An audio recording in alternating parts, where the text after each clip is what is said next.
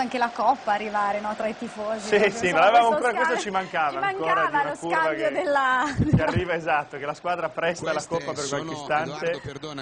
Edoardo, perdonami, queste sono immagini esclusive di Interchannel girate dal nostro Gabriele Carenzi a fine partita, e fra poco, quando ricomparirà, speriamo, dallo spogliatoio, avremo anche quelle dell'interno spogliatoio. Lo diciamo perché queste non sono immagini Rai, sono immagini esclusive girate. Avevamo questa autorizzazione non in diretta di poter andare dopo le premiazioni in campo, e quindi giusto spiegarlo, perché qua ci stanno guardando intorno e dice ma no, avevamo un'autorizzazione a poter fare questo e questo l'abbiamo fatto, e quindi queste sono immagini in esclusiva che vi stiamo proponendo.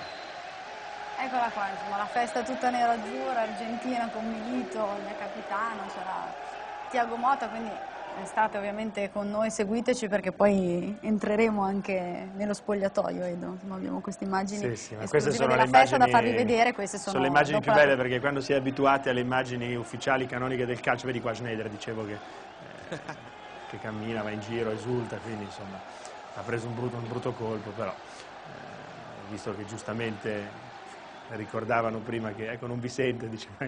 Sì, che già spesso, no, durante la partita chiedeva di farsi sentire. Lui è così, quindi è un grande... Dicevo che se volete possiamo andare a sentire Mourinho.